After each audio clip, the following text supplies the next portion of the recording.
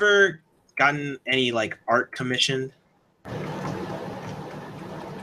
Like, has somebody asked me to make something, or have I asked somebody to make something?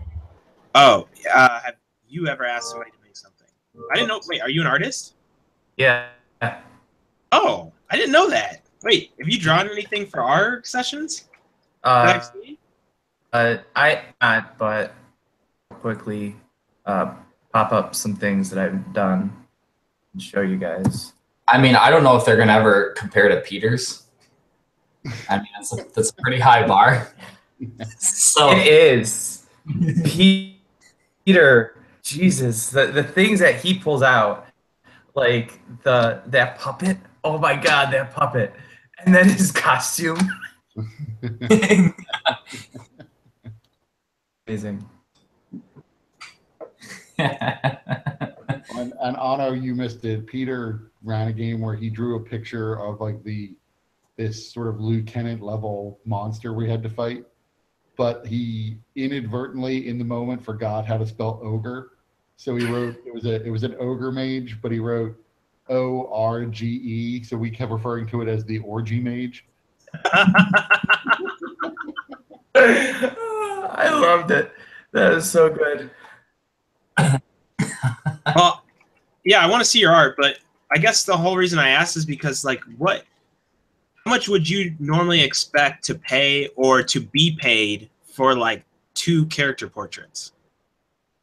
I mean, I guess it depends on what you're asking for, the amount of detail, and then also the medium that you're asking it for as well. Yeah, so like, what if I was just like, whatever medium, as long as I can get it like digitally, you know, like through an email or something, and then like basically just be a head and shoulders. I mean, to be perfectly honest with you, if you wanted to give me some detail, I've been looking to get back into drawing, and this would be a good excuse for me. So if you want to send me a description of what you want, I could probably have it for you. Wait, can you tell me what the price is first? Unless you're planning to use it in like something professionally. If this is just for your own. Well, did you say for free? Yeah. Really? Yeah. If you're just using it for yourself and you're not like looking to put it up on a billboard or something, I'm not going to charge you for it. Oh man, I was going to totally pass it off as mine and sell it, but yeah. No, wow, that'd be awesome. But, okay, wait. First answer my question, though, because I already asked somebody, and I feel like he's asking way too much, but I want to be sure. What is it that... So, what is he telling you? Or she, or whoever you're talking to? Said $350 for 2 portraits. And that felt a little pricey to me. See, I have seen people on DeviantArt who would do like a black and white drawing for $20. Yeah. Like a color drawing for like $50, like a full color drawing. I saw someone who made some pretty good portraits on like Reddit or something, and it was like they were fully colored, they looked really good, and it was like, oh, that's really good, dude. That is good. And it was like $55 to $70. So I was like, $175 per picture. That seems really expensive. And also, this guy's my friend, so I'm like, why are you trying to charge me so much? Why is this taking so long for me to... All these guys are... Okay, there we go. There's another one. That looks good, man. Seriously, these were both done with ballpoint pen, and I didn't sketch it out previously. I just started, and because you can see, like, I just worked in some of the mistakes into it. Yeah. And then... Oh, yeah, so this is my imagination, the place that I go to sometimes. Of course. When I draw on my inspiration for... Oh, God. And then... I like how they're within the notes. Is like that part of it, or that just happened there? No, those were notes that I was taking in college. Like this guy right here started out as the mountains from an Evian bottle, and then slowly became something else. Ooga jaga, ooga jaga. That should totally be the mascot. Yeah. So, and then I can That's do really realistic. I like the owl picture. That was awesome. Wait, which one? This guy? The Yeah. owl. Oh, the owl. Yeah, the owl was. I think I did that freshman year of high school. Yeah, I mean, I can tell some of these are like quick sketches and Mm-hmm. probably earlier in your life, and some of them seem like later and more detailed and stuff. So it all looks good. Yeah, like okay, I'm trying to find one that I'm really. Oh, actually, so this is one that I used in the session last week. Yeah. And then there's another. Oh, there's that guy. He was fun to draw.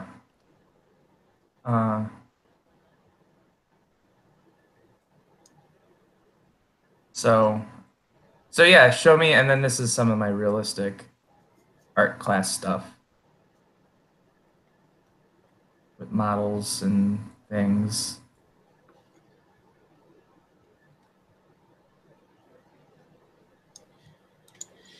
So That's you guys. self-portrait.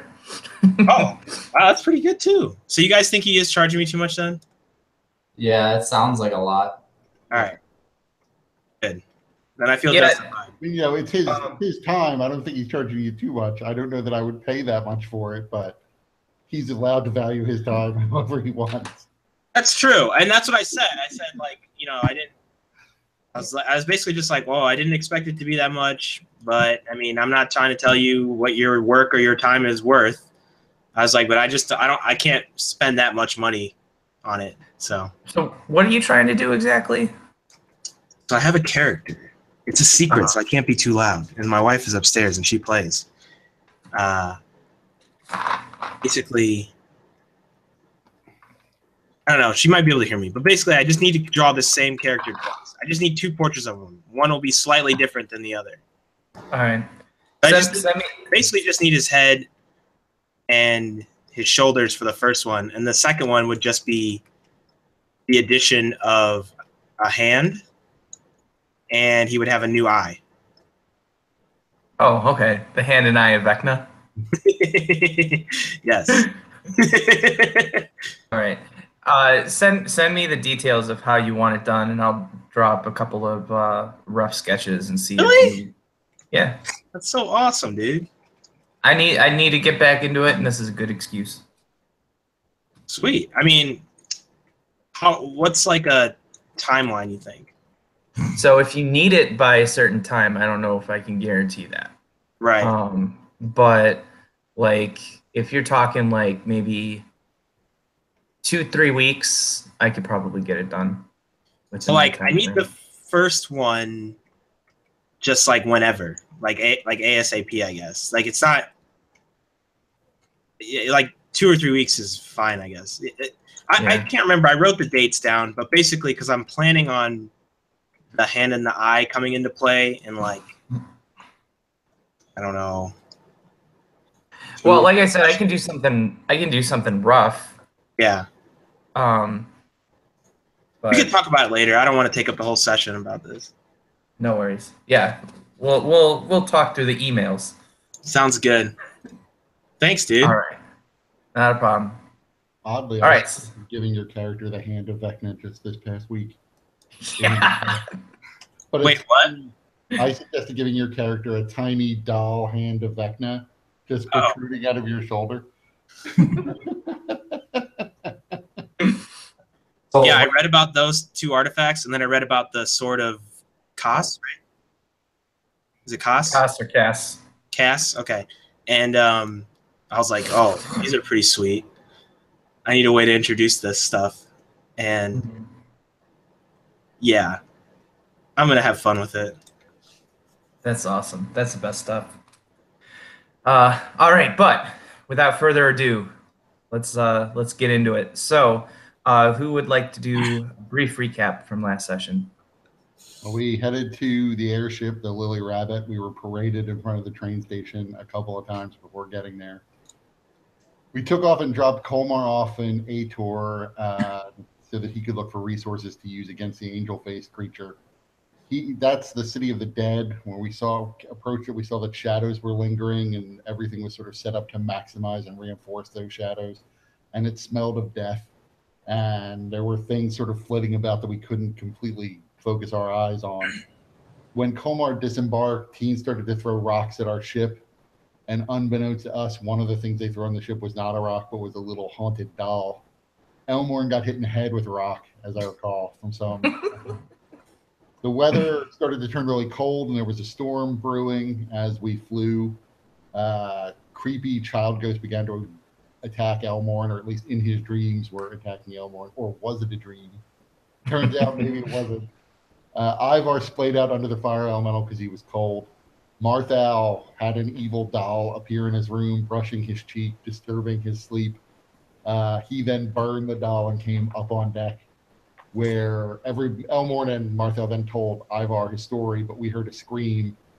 It turned out one of the crewmen from the ship had been mangled and was dead. What happened after that? We kept burning the doll. Over and over again, we burned that doll, trying to get it to go away, but every time we did, it kept coming back. Eventually, various body parts of ours. I grew a bunch of eyes, and Elmorn lost his shoulder, and Marthow lost a bunch of skin, and they all came together and coalesced into this homunculus, who we also weren't having much luck beating. So he eventually just stomped off to go kill Brevan. We managed to defend Brevan and then dragged him back up and Petrie back up on the top of the ship so we could make a stand there near the fire elemental. We kept burning that doll. It never worked, but we kept trying it. As I recall, it also received a holy boot stomp. Right. Yes. We tore the doll open, or rather, Elmorn tore the doll open and found like a little mummified fetus or a little dried out fetus inside. Then after I tried just dropping it off the side of the ship with a thunderstone packed inside the doll, which didn't work, while we were waiting for it to inevitably come back, we decided we would try to give it a proper burial, which we managed to do, and that seemed to end the haunting. Mm-hmm. But we were all left scarred. Yes. So if you guys would like to take a moment to describe your character's scars, how they sort of appear to people, and if there are more internal scars, how that might impact your character moving forward. Well, physically, I mean, you can't necessarily see it easily, but when Eivar is not wearing his armor or regular clothing, he still has, at one point, Eivar had an eye appear in his shoulder. That was the first eye. So to get rid of that, he stabbed it with his dagger, plucking the eye out in the process. That eye socket is still there. It didn't heal and go away with the other ones. It's just an empty, lidless socket sitting there in his shoulder. And Marthow has he had the skin on his face was coming off. It was like sloughing off. So there's a patch of there's like the skin like kind of like under his chin is darker than the rest of it, but not like really dark, like a birthmark dark, but like it almost looks like in the right light you see like a handprint, like it's like just perceptible. It kind of looks like a shadow, but if you look long enough, you'll notice you would notice that it is definitely not. It's not a shadow. So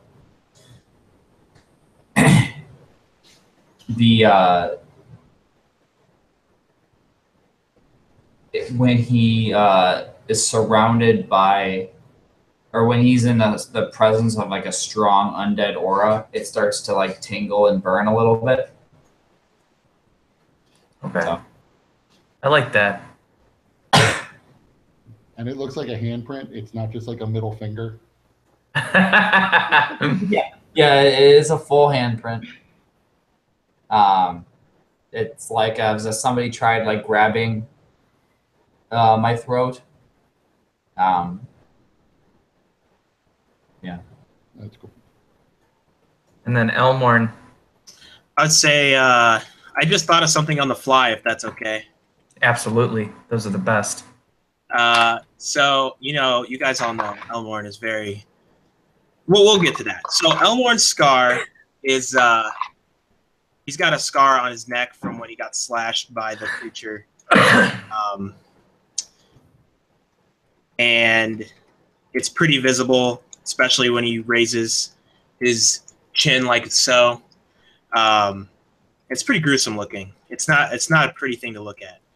But, knowing Elmorn, he's dark and brooding. He doesn't really care about his looks.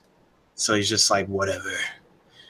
But what you guys don't see is that Elmorn, now his vocal cords were damaged. So every once in a while, his voice cracks. And being a very dark and serious and brooding person, it's very embarrassing for him when he's trying to intimidate people. So, yeah, you guys might hear his voice crack or change pitch or tone every once in a while. Tell me where the drugs are. Where's Excellent. my daughter? Did you kill my grace? So there you go. Excellent. And also, he's haunted by the little girl's laughter. He thinks of his daughter when he hears it. Excellent. So with that, the morning following your encounter with the haunted little doll, obviously there were the death of a few crewmen. So one of the crew was the lizard folk that you guys had. You didn't really interact with any of these people, but the captain of the ship, dear old Winfrey de Lyrander, he took the deaths of his crew pretty seriously, even though he, in speaking to you guys, it didn't seem as big of a deal, but he took great care to make sure that each of them had been given the burial rites of their religious persuasion. And so the lizard folk was buried with a prayer in the words of his people's tongue, and along the way to Korth, Winfrey did his best to gather a bit, take a brief stop, lower the airship, and get some mud, because the lizard folk come from the swamplands of Kubara. And so part of their ritual is being buried in some form of mud or swamp. And so he kind of rubbed it over the lizard folk's body before storing it, because obviously you can't just have random burials, especially since these people are part of his crew. He wants to make sure that their bodies are returned to their various families. The body of the young man carrying the bow, he worshipped the sovereign host, and so his body was wrapped in a plain white cloth with coins placed upon the eyes to pay the traveler, and then the various rites were spoken, and Brevan had some questions about the evening because he doesn't really remember what had taken place, and really nobody else on the ship does except for the three of you. And so I don't know if you guys want to briefly talk about how you might have explained things to the other crew members to try and help them understand what had happened. Or if there were any hilarious misunderstandings and hijinks along the way. Did the storm that was brewing disappear, or did that come and go? So that is a good question. The storm actually did not disappear. It's still building, and it seems to be a snowstorm, as with the winter full on being happening, and traveling to Korth, which is a bit north from Ironside. The weather is becoming much more severe in the cold and the snow. But I would tell Brevan, see, there was this haunted doll, right?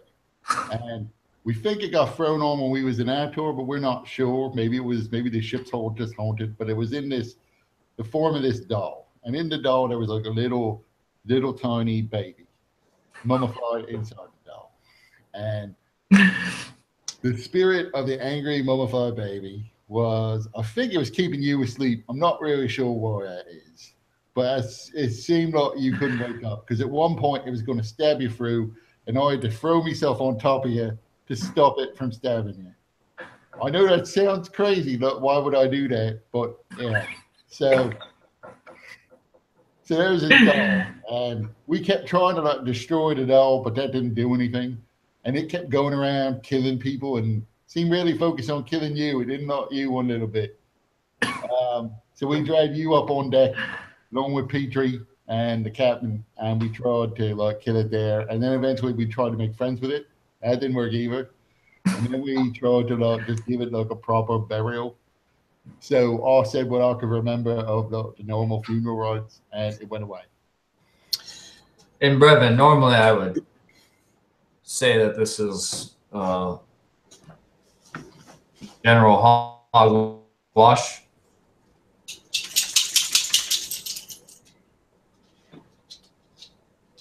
Did we lose Dustin? We lost him to hogwash. He's so horrified by the memory that he's just.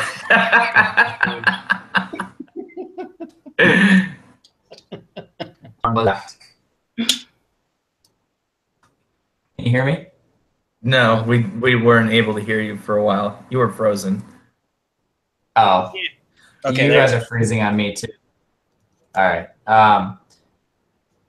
We figured just remembering the terror had petrified you. Remembered what? We figured just remembering the haunting had petrified you. But it was a terrible evening. It was terrifying. The dolls.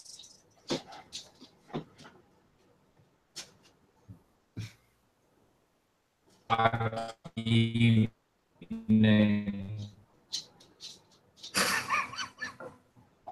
Oh my God. The storm. See how frightening it was, Kevin? Dustin, I think you might need to set your router or something. The imminent destruction. I don't know why I'm finding this as funny as I am. Dustin, you were super slow-mo the entire time. I think we lost him. I'm trying to type to him. I'm actually going to email him.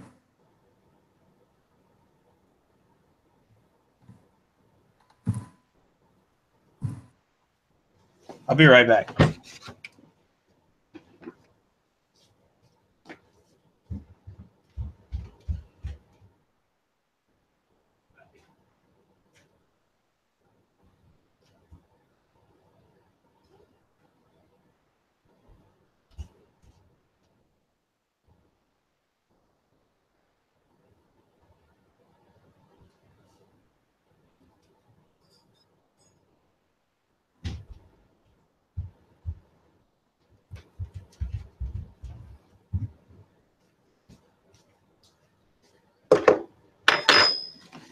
Kurt, Yep.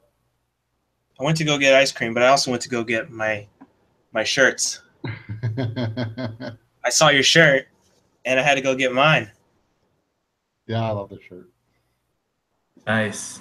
I just got them, so I'm gonna surprise my group on Wednesday with them.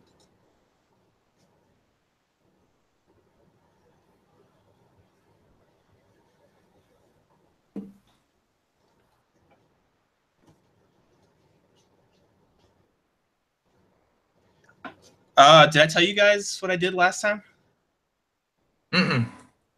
I think I did. I taught myself 3 chords on the guitar. Did I tell you this? Yeah, you told me this. I don't remember who was around. I think maybe everyone had gone to get a drink or something. Oh, they fought a group of bandits led by an orc bard, and I taught myself 3 chords on the guitar that I have that I'd never really played before, and then I sang this little ditty before they fought him, basically as his introduction. That's super cool. It was fun.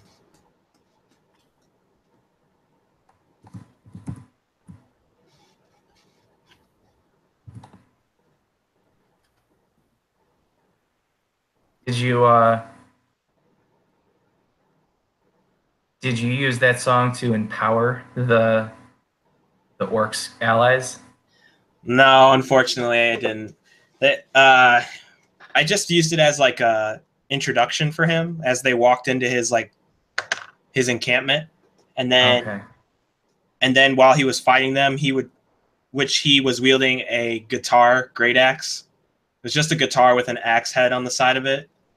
Mm-hmm. So I was basically just swinging my guitar at them to let them feel what it was like, and then I would just be like, die, as he'd like swing at them or whatever. I did, and then I wish I had like thought ahead, but like vicious mockery. Mm-hmm. I used it, but I didn't write any like taunts down. So I just tried to come up with something on top of my head, and it didn't work. So I should have wrote some taunts down. Yeah, that definitely makes vicious mockery more interesting. I've seen like a percentile chart for like mocks or taunts. Really? That's awesome. You roll, well, actually, it's actually like 3 tables, and you roll a d20 for each column, and so it's like it's the beginning, the middle, and the end of the sentence. So it could be like your mother, and then a different middle, like smells like a, and then whatever the end could be,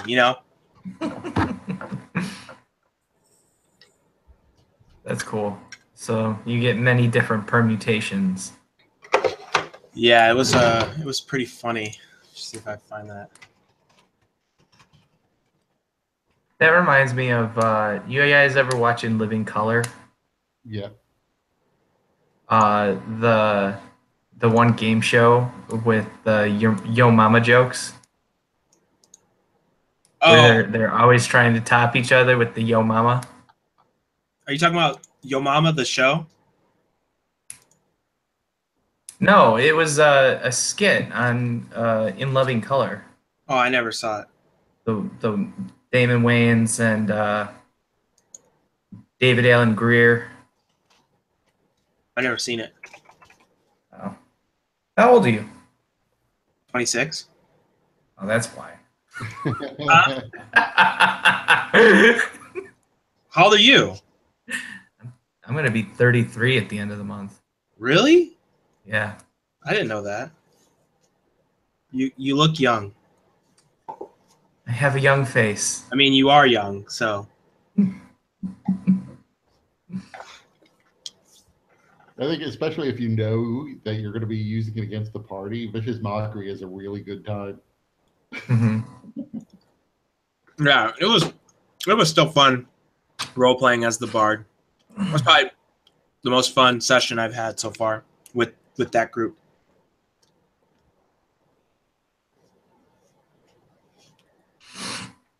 Yeah, it's definitely very important to be having fun as a DM too, because that helps make it a bit more contagious. Yeah. I mean, I'm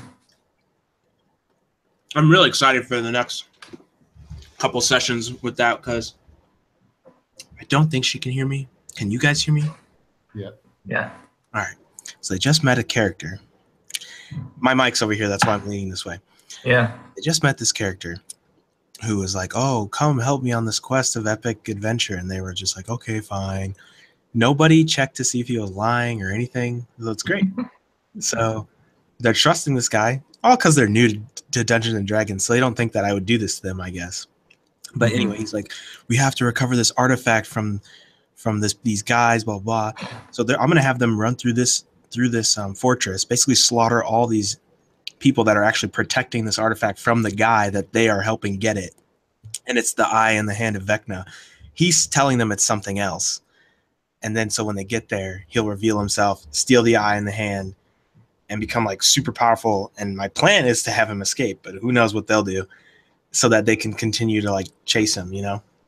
I tried to let the bard get away in our session because I wanted him to make a return, but he used a charm spell on our Goliath fighter, and she was like, I was like, okay, the charm spell's worn off. You're aware that you were charmed. She was like, oh, I'm pissed now. And I'm like, he's running away. I'm like, the wizard casts invisibility on him. She's like, I don't care. I'm still attacking him. I throw a hand axe in his general direction. I was like, okay, roll with disadvantage. She rolled fucking 20 2 times. I was like, what the fuck?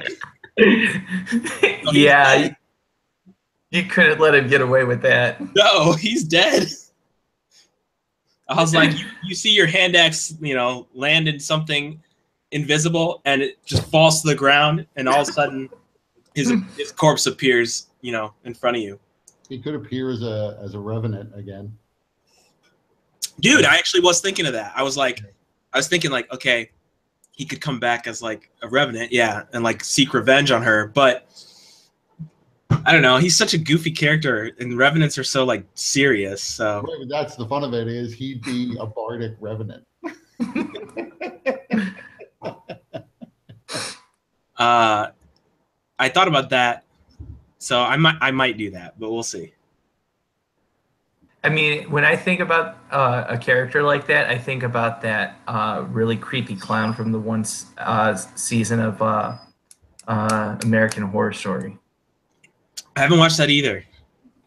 But you've seen the promotional videos and ads, I'm sure. Of the creepy clown? I've seen a Horror Story commercial, but I don't remember a clown. I think if you saw it, you'd remember. But now we got Dustin back. Yes, can you hear me now? Yep. Yes, we can. Garbage. I'm getting like 0.5 megabits per second upload speed, so I gotta talk to RC and know what's going on with that. Well, you look okay right now. You're coming in clear. Yeah. So, what was Marthow saying? Martha was saying that normally what Eivar was saying would be hogwash, I think, but last night was a terror beyond terrors. We ran into dolls and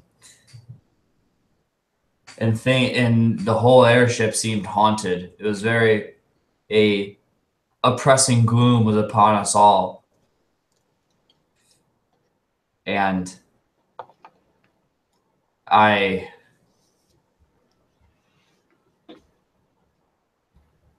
think things are not going to be okay. And I just kind of look off. And you think the others may see kind of looks like a shadow passes Marthow's neck. Elmorn would pipe up as well. Brevan, if you have any questions, just take a look at this. And he raises his chin, and there's this disgusting scar on his neck. So Brevan basically shakes his head and says, "I've come to expect the unexpected with you lots, especially with that one over there, the one that's continuously bleeding. Whatever. My mind is too worn between what happened in Ironside and this Warforged threat now, so I believe you to be speaking the truth, and for now, that's all that really matters. As long as it's nothing that we're going to be continuing to deal with, let's just make our way to the tower." Yes. Let's leave this airship as fast as we can. This seems like a most wonderful plan. So, you guys are on the airship for probably about a day or so. And the weather is definitely getting worse. The snow is beginning to come down fairly hard, and the winds are continuing to be strong and steady, making the cold more biting, the cold that you can feel down in your bones, that really pierces through the meat like daggers of ice and causes the snot to freeze in your nostrils and your tears to freeze upon your face. And off in the distance, you see the silhouetted skyline of Korth. It is, for anybody that has traveled about, it's by far the biggest city in Karrnath, and the only true metropolitan center. And so if you spent most of your life in Karrnath, the sight of Korth is pretty breathtaking in its scale and scope. For those that have seen other metropolitan areas, such as Sharn, it's not as impressive, but for anything else that Karrnath has to offer, it's fairly impressive. Would Elmorn have been here in his days as a caravan guard? You tell me. Korth's neighboring Seer, right? Sire? Korth is not too far from Sire. They both are, they both have share a boundary with that one lake. I can't remember what it's called. But yeah, Sire is not too far from Korth. Oh, from Karrnath. Okay, and Korth is in Karrnath. Okay. Right, but it's also right on that the boundary of the sea, and so there's pretty easy access. I would say if Sire and Karrnath had like trade routes, then I would say he'd been there. They probably had been in the past, in the far past, before the war. Maybe not. And but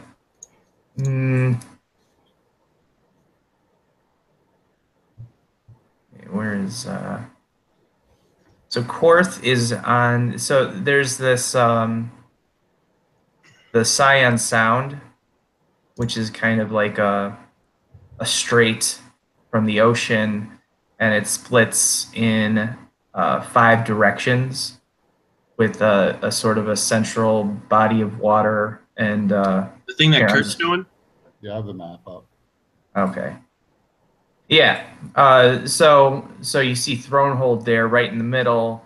Korth is on the upper right segment of that, and then Sire would have been down here. So this is kind of like the border between Karrnath and Sire. This the lower leg of that strait. So they were basically neighbors right there. and then Thrain is also on that side. And so Karrnath definitely was hardest hit on two fronts between Thrain and Sire. Hmm.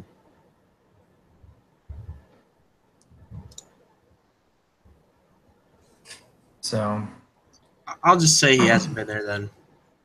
okay. So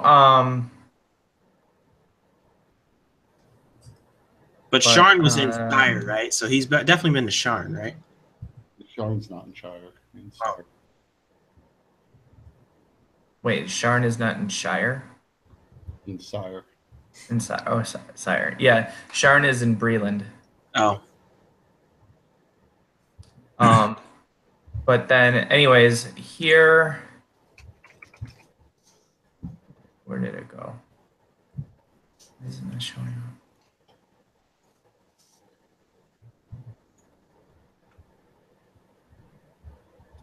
Stop that. All right.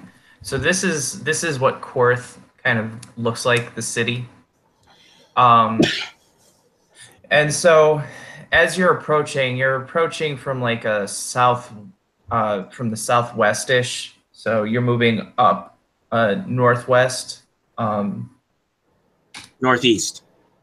You're moving northeast up towards Korth, approaching like this end right here, this gate. And you see that Korth is a city that is completely surrounded in these high walls, which are beginning to be building up snow as it continues to fall from the sky. And many of these walls, especially around these select few gates that surround the city, are lined with the famous or infamous, depending on your take, White Lion soldiers. And the White Lion soldiers are well known for protecting Korth and ensuring its safety. Now, as you look upon the city, you see the weight of age is apparent, even as you pass under the gates and enter into the city. Many of the stone buildings here appear thousands of years old, their crumbling edifices displaying the decorative arts of a bygone age, from the age of Galifar. And the buildings are as massive as they are old. Many take up city blocks and stretch to fill the sky. All around the city, in addition to the numerous soldiers that you see standing about, which reminds you that this is a city very much under martial law, even after the peaceful age of created by the Treaty of Thronehold.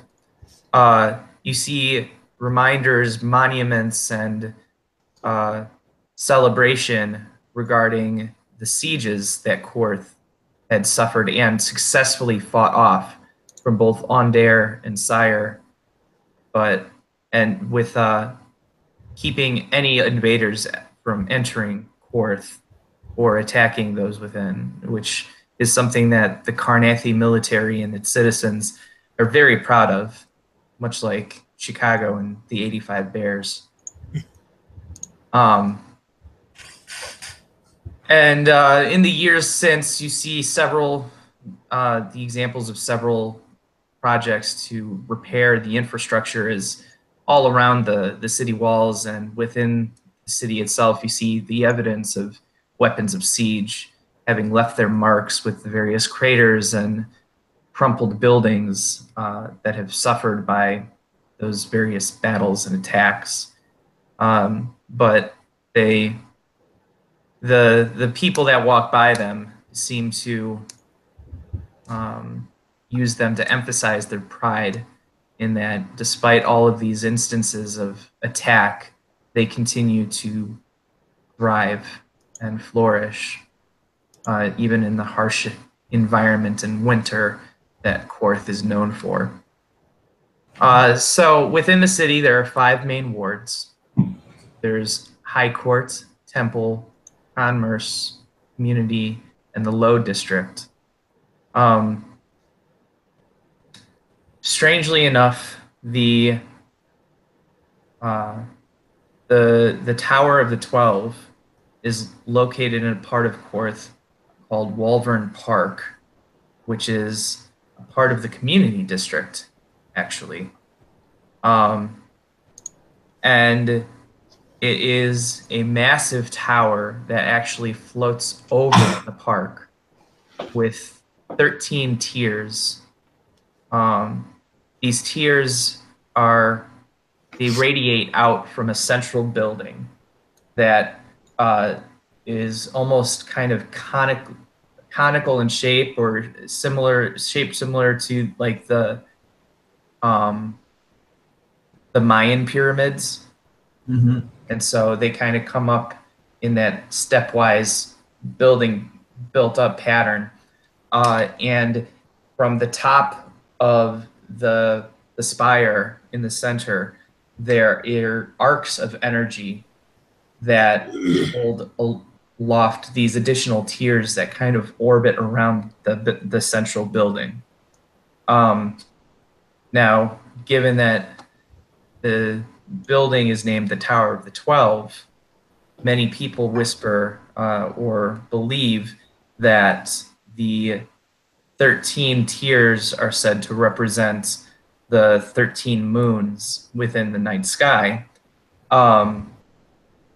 But it's actually to represent the dragon marks. Although it is strange that there would be 13 tiers, yet only 12 dragon marked houses. But that is the situation as it is. So Winfrey delivers you guys into a docking space on the southwest side of Korth. And he basically says, well there, folks, I wish I could say that this was a pleasant experience, but obviously your all traveling led to the demise of some of my crew. It is an unfortunate circumstance, to be sure, but I hope that at least you found the trip to be as pleasant as possible, and I hope that this proves to be a communicable service. I would like to say that I would recommend your boat to anyone I met, but as we both know, if I said that, I would be lying. Now, disembark. I certainly appreciate that, little man. All he gets from me is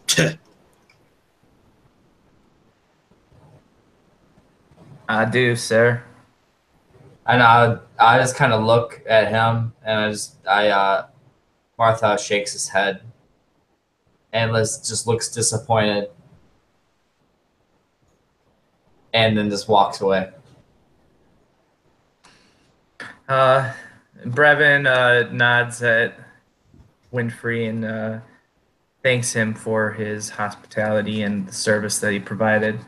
And then you guys have disembarked. You have to go through a kind of checkpoint with the guard as they search the belongings of everybody that enters the city, and have a very TSA feel to them, with the White Lion soldiers being the executioners of this duty.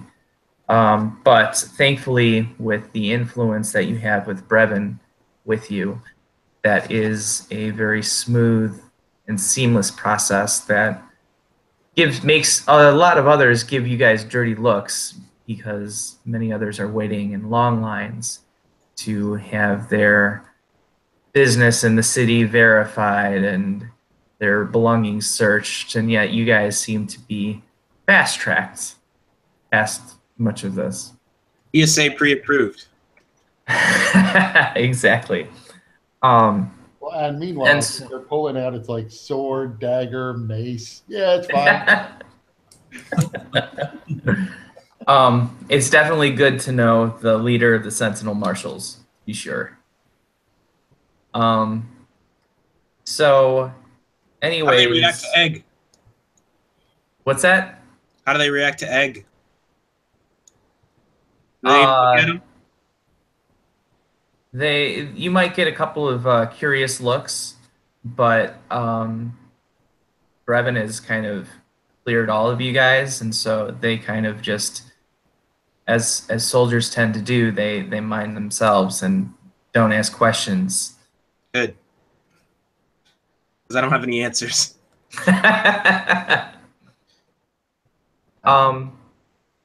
So from the gates, you guys could see high up into the sky the general direction of the Tower of the 12.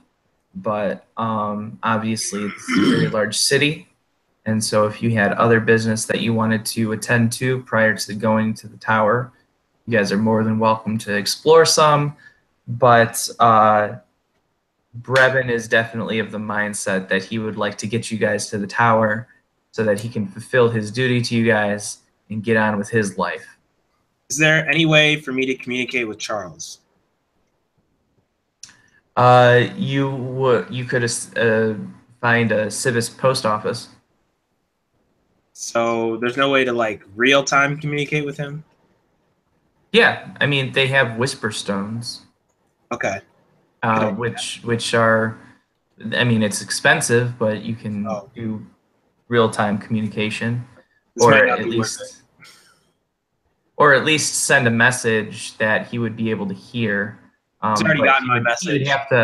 He would have to go to the Civis station. He's already gotten my message. Cows. I want to check on the status of that.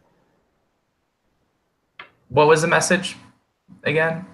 I want him to give me those chocolate bearing cows. Oh, right, the chocolate cows. After our ordeals, I could really use a glass of chocolate milk once we get back to the handsome manor.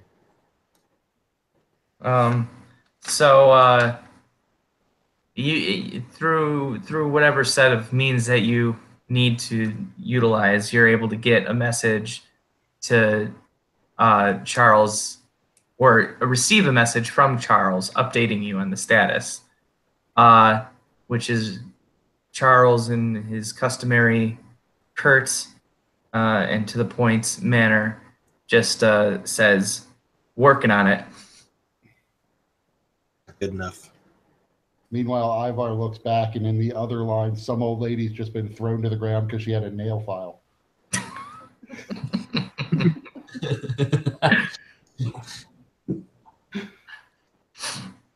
She's not getting out of this line easy, that's for sure.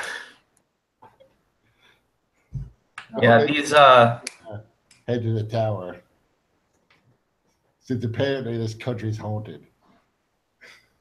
Yes. I want to be at this tower and be rid, and then we just have business to attend to. So one thing that you do notice in Korth, although Karrnath is well renowned for their use of undead in the last war, and Atter has that reputation as being sort of the city of the dead and a place where numerous undead seem to reside. Karrnath, or Korth, is very much free of any signs of undead. Even amongst their military ranks that are posted in regular intervals all across the city, even with that you don't see any Karrnathi zombies or skeletons among their ranks. They seem to really have tried to, if not hide, then downplay the presence or use of undead, at least within the capital.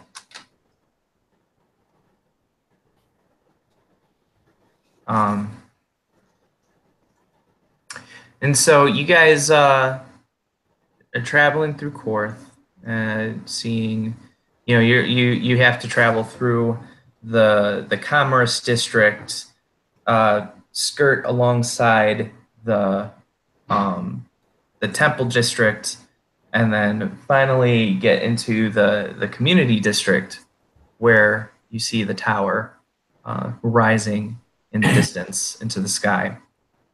And so you get to the entrance, and once again, Brevan, with his pull and rank, is able to get you into the door. And then finally, you come into a sort of antechamber where you're seeing a number of people kind of going about their business, but their business is quite amazing. It's not something that you'd see normally on the street. There are numerous creatures of different shapes and sizes that are very alien and foreign to you. Some with wings, others with tentacles and scales, some seemingly made of slime, others seemingly made of some sort of energy or elemental force. And then people sort of appearing out of thin air, others glowing with mystical auras or chanting words that seem to resonate within your kind of your skin. Kind of feels like the words themselves crawl along your skin as you hear them. And in addition to all these fantastic sights that you see, the smells are almost as overwhelming and colorful, and sense of sulfur or rosemary, cinnamon, and smells of burning electricity, and ozone, kind of just all about the place. So it really is an area of sort of overwhelming stimulus. But within the center is a desk and an attendant there who seems to be helping and guiding individuals to the different doors that seem to line this room in a fashion that is really hard to discern their direction. And combined with all the stimulation that you guys are experiencing, you don't really quite know which way you even came in. It really is a disorienting place. And so that's kind of where you guys are now. Are there like distinct color patterns beside, is there like a theme of the place besides disorienting? Like lots of colors everywhere? Is it like, red and black, like blue and green? Mm-hmm. So the colors of the actual building are actually quite muted in kind of a beige sandstone, being the main sort of building material of many of the walls, and the floors, with the desk kind of being a mahogany type of wood, a darker wood that's polished to a reflective shine. There aren't any real carpets or amenities there, but there are several sconces that light the way with the ever-burning torches or continual light spells. And a lot of the colors that you do see are more of the various spell effects that seem to be going off, and the different auras and creatures that seem to glow with the iridescent shine. Okay. Makes sense. Remember what I said on the boat that I didn't know why we was coming here? That was true. Oh. Brevan, you know what we have searched for? We searched for the library.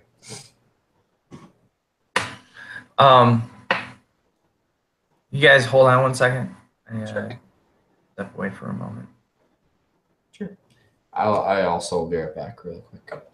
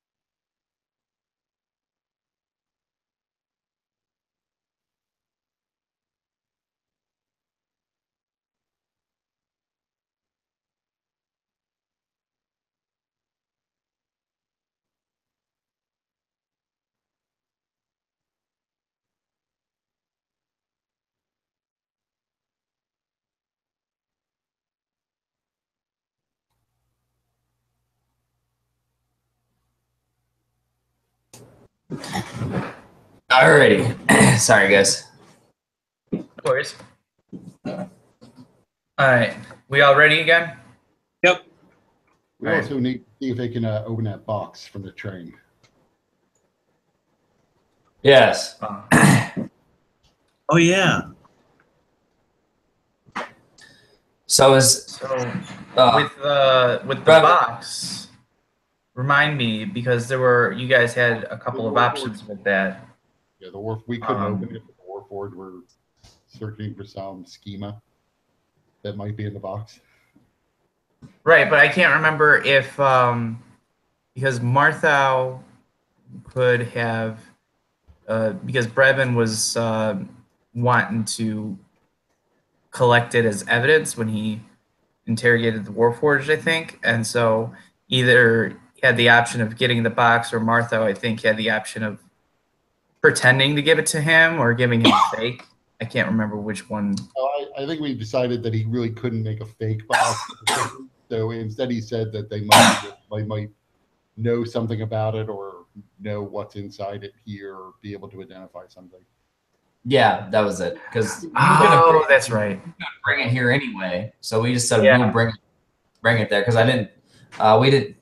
Well, Marthow didn't trust Brevan. He didn't trust that they would keep the box safe. So he didn't want to leave it, and just said they would bring it here. Okay, that I remember that now. So yeah, you guys do still have the box here. Is there some kind of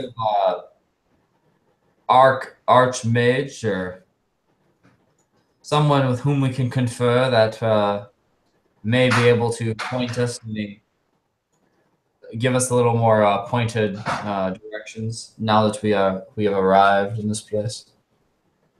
So Brevan motions over to the desk attendant and begins moving in that direction. As you guys approach the desk, you see a older woman with kind of a she definitely has wrinkles, and you can see the years on her face and in her graying hair. But she has kind of a inner strength to her and kind of a cheerfulness in her demeanor, despite the numerous people that are vying for her attention, as well as all the other magical effects going on. She seems to be kind of having a ball amidst all of this. And so with a more cheerful than expected tone, she turns to you and says, "Hello there, how may I help you?" Hello, we have traveled. Oh. God damn it.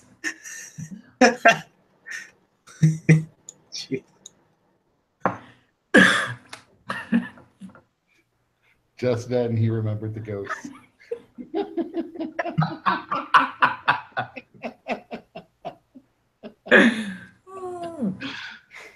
Maybe that shadow's squeezing on his neck. Yeah, the drawback from his encounter with the ghost, severe PTSD. All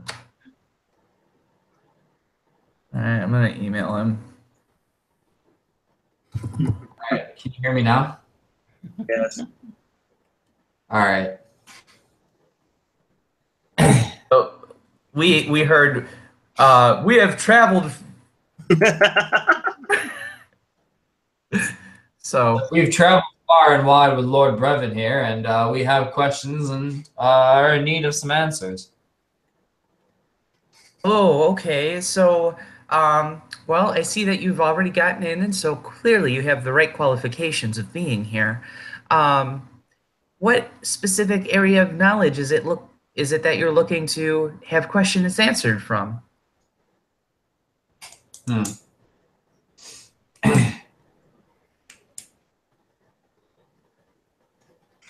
I am not sure. I have a. Where is your sections on chaotic magic?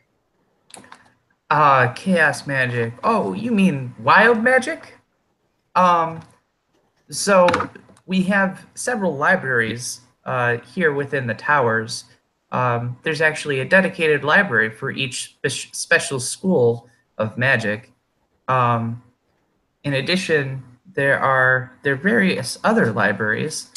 I can certainly point you in the direction of the Chaos Magic Library, but it much like this area, it can be overwhelming if you don't know more specifically what it is that you're looking for. Well, we have ideas, but it does not do well to speak of them so openly. Well, I am sorry to hear that. It is difficult to direct you to the right place if I don't have enough information to assist you.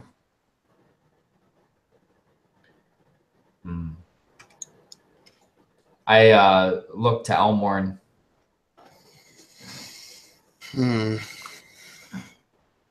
honestly don't even remember why we came over here.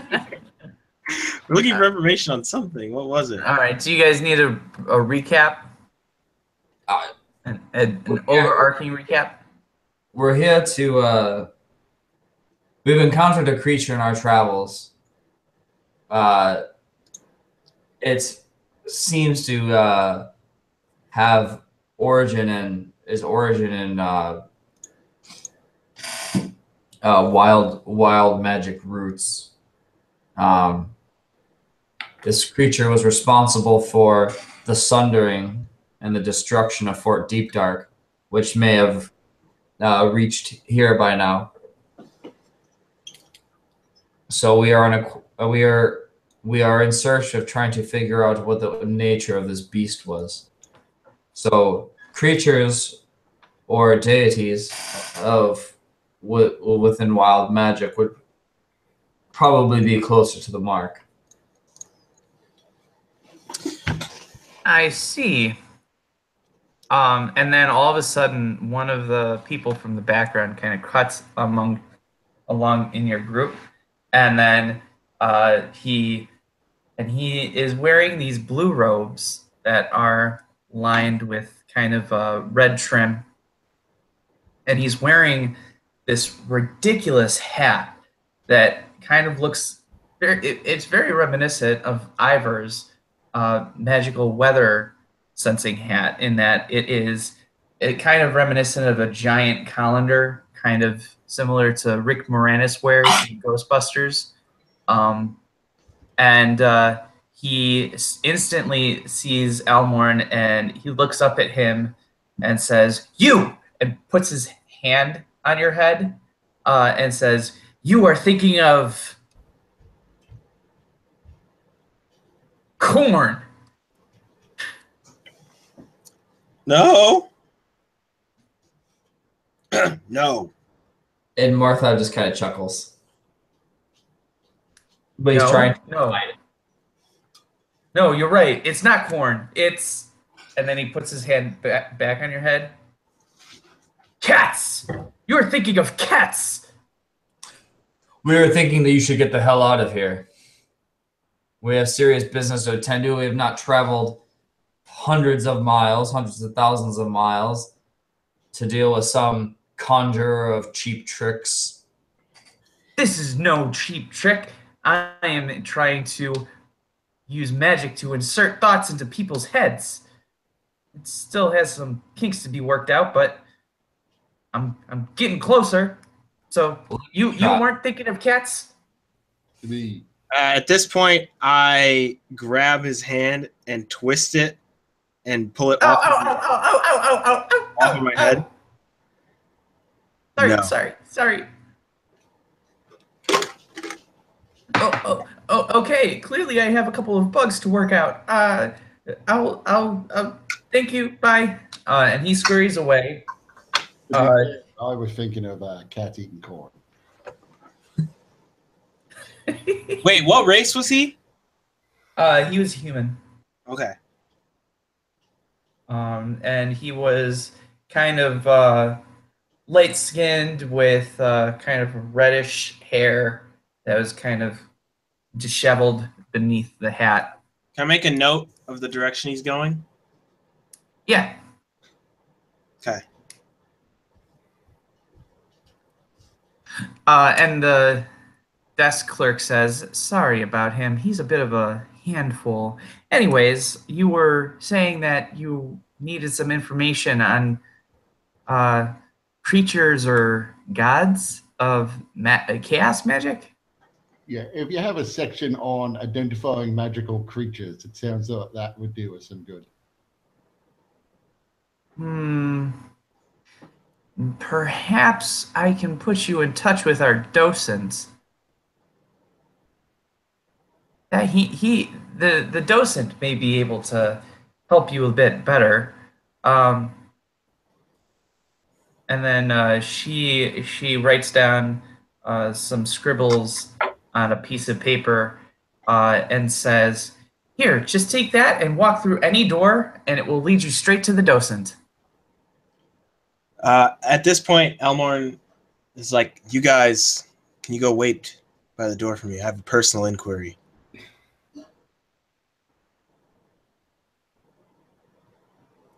You guys do that for me? Yep. Is Dustin frozen? I think he is. That's fine. We don't need Dustin for this part. Okay. So Elmorn turns to the desk clerk as they're walking towards one of the doors. Tell me, who do I need to talk to get some information about the day of mourning? Her eyes widen a little bit, and she says, "Oh my, well, that information is kept very closely guarded." Please, I need information. Well, I'm sorry, sir, but with that, you do need a certain level of clearance within the government. No, I don't have children of my own. This internally, Elmorn's like, "Fuck! I can't play the sympathy card." She does say, "I do have nieces." What if something happened to one of your nieces?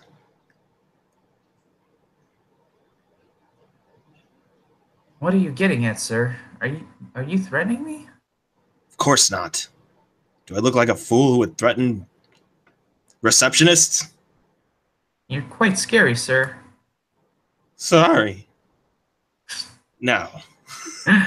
Now. She kind of tries to hide a snicker. And then Elmorn's face tightens and gets kind of mad. Looking like you got to poop. Just like. And then, no, I wasn't threatening you. I lost my daughter on the day of mourning. She was my whole life. I just need to. Oh my gosh, sir. I'm sorry. Did this.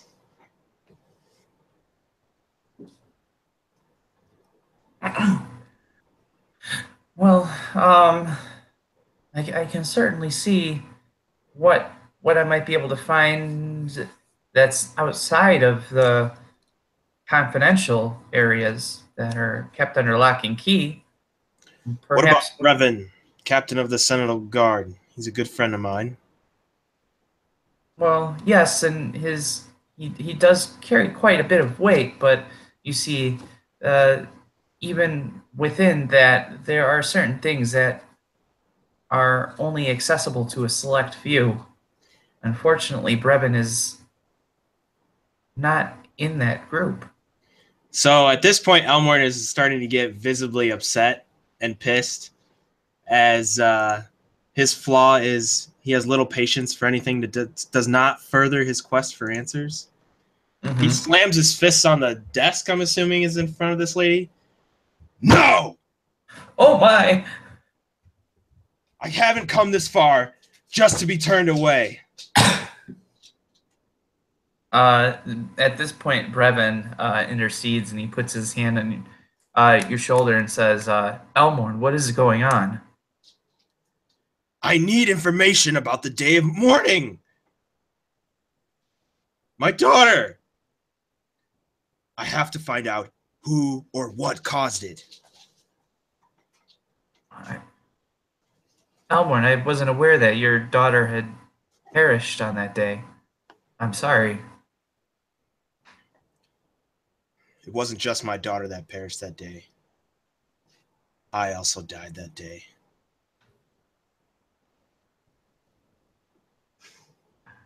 Well, he turns to the receptionist and he says, "So, who has access to this information on the day of mourning?"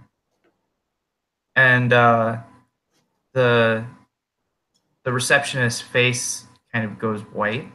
She says, "Oh, well, that's only the council. Council of the 12 are the only ones that can access that information and are allowed to research that." And you can see it at this point. That's kind of when she starts kind of fidgeting with her fingers and avoiding eye contact. So her cheery complexion and her strength that she kind of demonstrated initially she's suddenly become as timid as a mouse at the thought of the Council of the 12 and having to interact with them.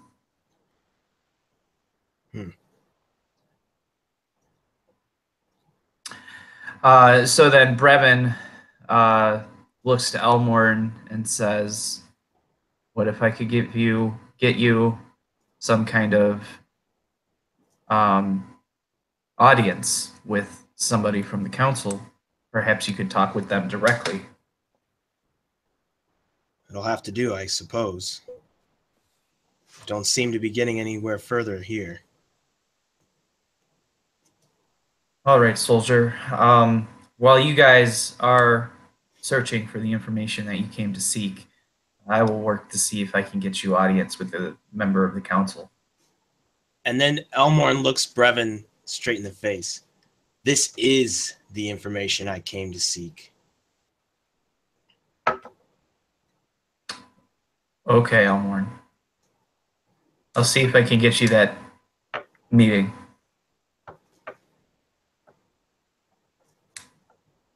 You do that. You do that. All right. I think Dustin is summing up his feelings right there. All right, Dustin?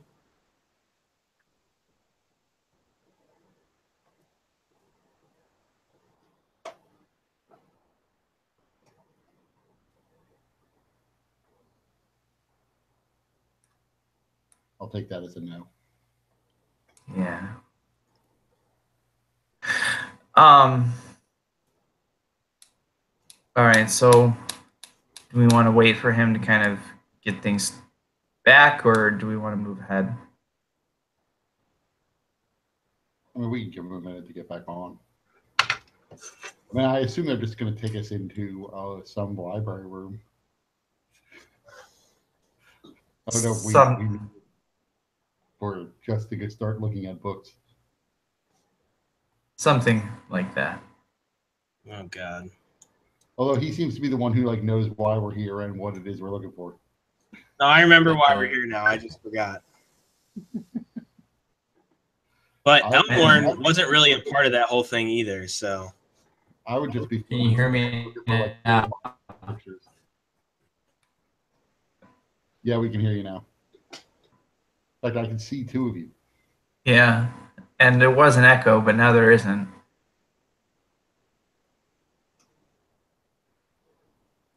Wait, are they both frozen? Are there two frozen? Yes, there are two frozen Dustins.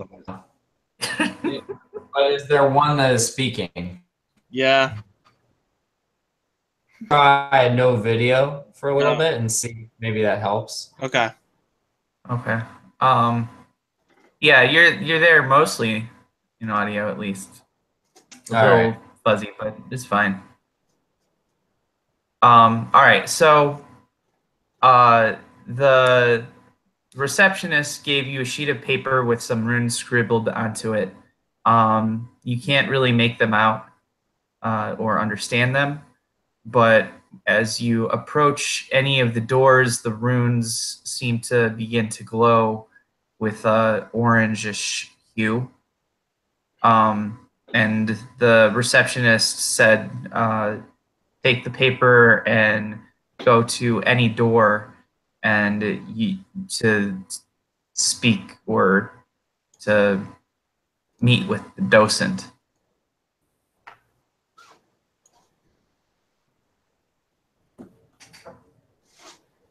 So you think the orange Take- glow is what we're looking for, or are we like looking for a green glow door?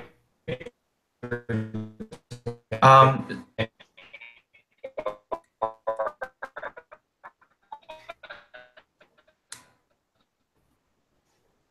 Yikes.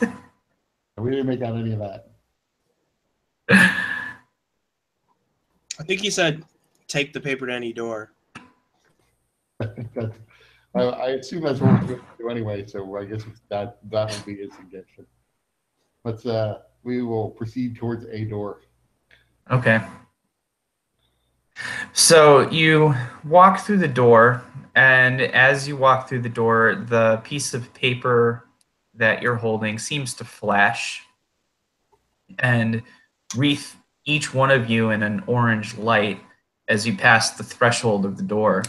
And then suddenly you are in a room.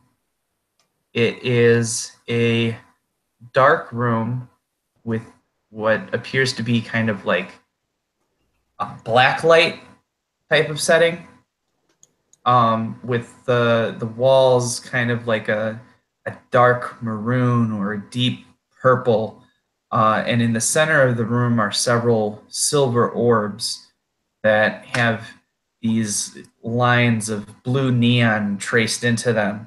And in the center of these orbs is a bubbling jar, and sitting within the jar is a massive brain that's just kind of floating. And the brain has these various tendrils connecting up into it through the boiling vat of sustaining fluids that it's floating within. And these tendrils flow down and into the floor, where they connect with these circuit-like drawings of incandescent or fluorescently colored lights that flow from the brain to these orbs.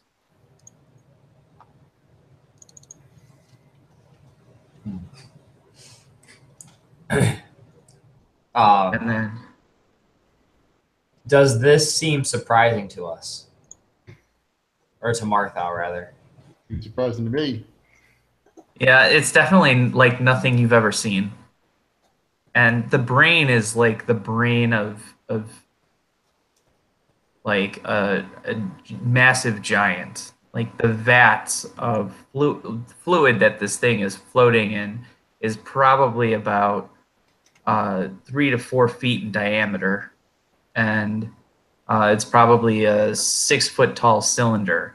And the brain is kind of fitting comfortably, but also not very spaciously within. Let's see. Is it Mother Brain from Metroid? It's not, but it is not a bad comparison. All right. And then as you kind of look at it, each of the orbs before it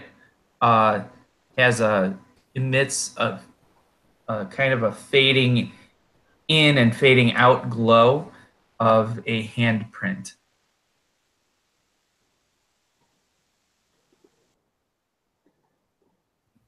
And each orb kind of pulses with this handprint a few times before the glow stops resuming. So does it seem like intuitive, like something you should put your hand on to kind of communicate with his brain, probably. Yeah, that would be a fair assumption. All right.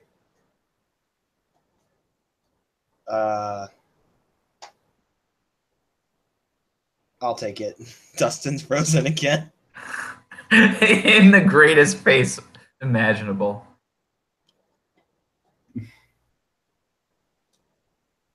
Should we wait for him? I don't want to like go to something important without him.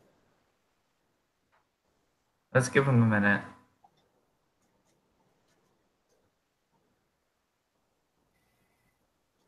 While he's gone, we could nominate him to put his hand on it. Yeah, so Eivar and Elmorn kind of nudge Marthow forward. Anyone who doesn't want to put their hand on it.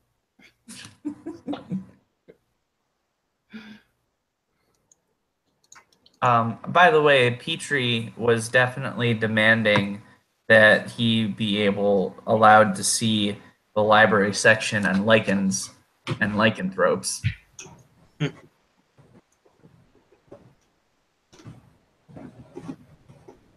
All right. Sorry. Back? Yes, I was going to get my phone to see if there was an outage. What's the last thing you remember hearing? The brains in the vats were giving off a kind of pulsing glow. Yeah, so there's the large brain in the vat, and you guys, the room is like lit by a black light type source of light, and it's causing these strange glows and fluorescent hues to be emitted more vibrantly than you would normally see these kinds of colors. And so the brain is bubbling in this fluid, and it's got these tendrils falling from it that are connecting down into the floor. And from there, from where they connect into the floor, there's like circuitry, like magical drawings leading to each of the silver orbs before the brain in the jar. And then while you guys have been looking puzzled at the brain, the orbs began pulsing in a soft light on their face. The light and a handprint of light kind of coming in and out as if signaling you how to use the thing. And then after a few pulses, it stopped doing that.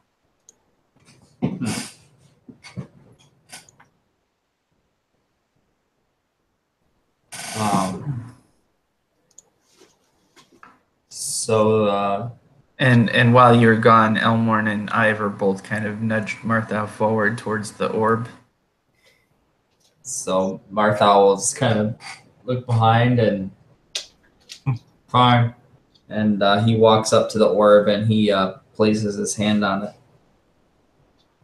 it. So when you place your hand on it, you suddenly have this jolt through your body and into your brain, and you feel a presence in your mind, and you kind of the room begins to fall away, and all you see is in this void of kind of dim purple light. It's only you and this brain floating, and it says, "I am docent.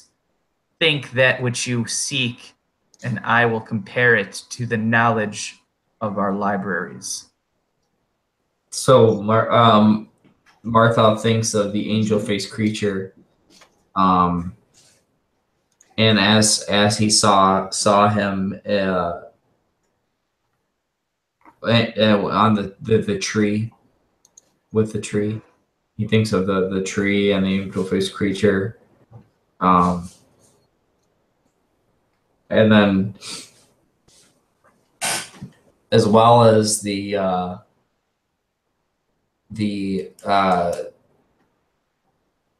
kind of the construct that was in the blood of Volcamp for the coming.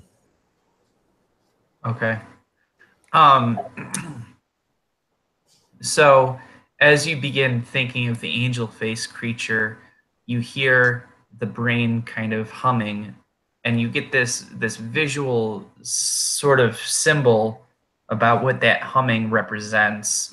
And it's almost like you get this kind of visual idea of somebody thumbing through a file or a Rolodex, like searching information.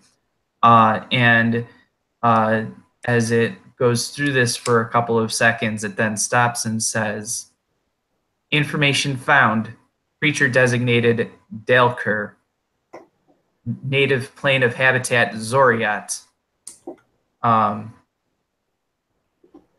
Information can be found in the library of the planes. Professors of specialty in designated area, and then it lists Hurtlekin Craw. So it gives you the name of an individual that's associated with that. Marthow is seeing and hearing all this? That's just Marthow seeing and hearing all of this. What do we see? You just see Marthow touching the silver orb, looking at the brain. Are his eyes glazed over? Are they rolled back? No, they're focused. And then you can also see him kind of looking like he's mouthing words. And then also, when you are told, as the brain is speaking, when it says creature designate Dalkur, it presents an image that is sort of similar in description to what you remember from the angel face creature. And then as it says Zoriat, it shows like the image of the orrery of how the planes orbit the central plane of Eberron. And then one of them is like a black orb, and you get the sense that that is Zoriat in relation to Eberron. And it's the one orb that is in a weird, far out place. So very much not following the pattern or the sort of trajectory that one would expect for these orderly orbits that seem to be flowing with regards to in relation to the other planes of existence. And then when they mention the professor, Hurtlekin Craw, an image of a small dwarf with blonde hair and a very close-cut goatee, a strange sort of way of wearing their facial hair for a dwarf, wearing green and blue robes. So you get an image of that individual who is kind of the identified expert based on the docent's knowledge of the subject. For the tree and for the construct, the brain kind of returns the same message, which is unknown area of expertise, knowledge not found or referenced based on mental imagery presented.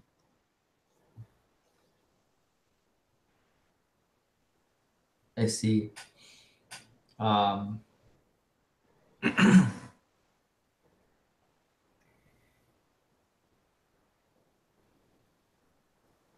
So then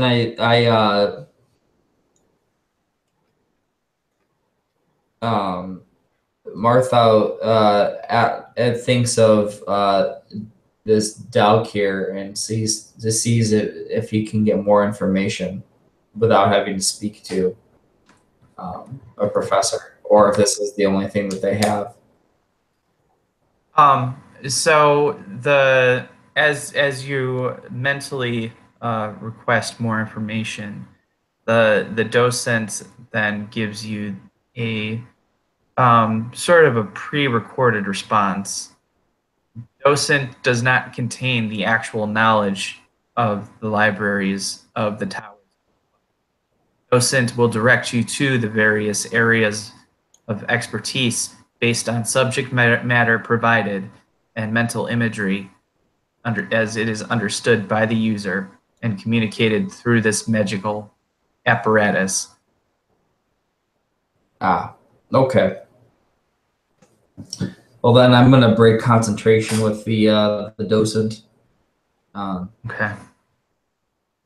So I guess Marthow imagines himself like pulling away, and as he pulls away, kind of the room comes back into view, and like kind of comes back at him.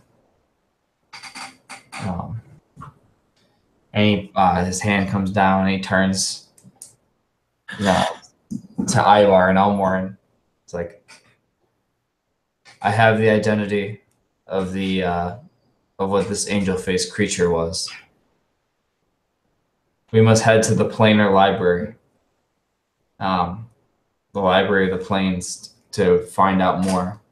But it is a Dalkir of the Zoriat. Dalkir of the Zoriat. Yes. It seems to be a plane, one of the planes.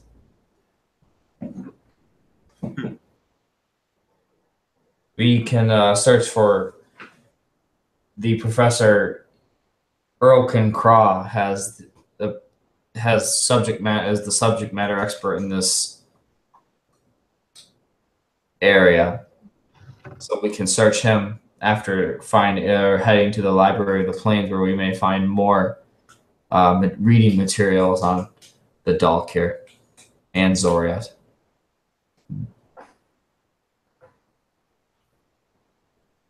So can you ask any question to this brain? Well, I tried asking more questions. Unfortunately, the brains only show you where things are, not answer things. Well, okay. If I asked about the day of mourning, then it wouldn't be much help.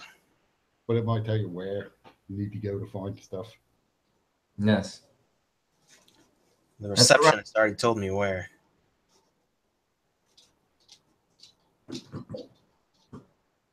Well, it's a rather pleasant experience if you wish to caress the brain.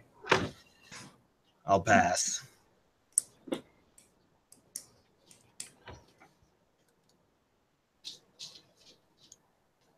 Eivar, is there anything that perhaps you would like to search for while you were here? I know you've only been with us a short while. I was thinking about trivia questions to see if it knew all the answers, but if it only tells you where to go to find the answers.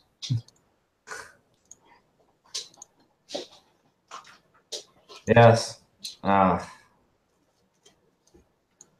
Unfortunately, otherwise this would be our last stop in the road. Or at least this road. So where's the planar library? That's a good question.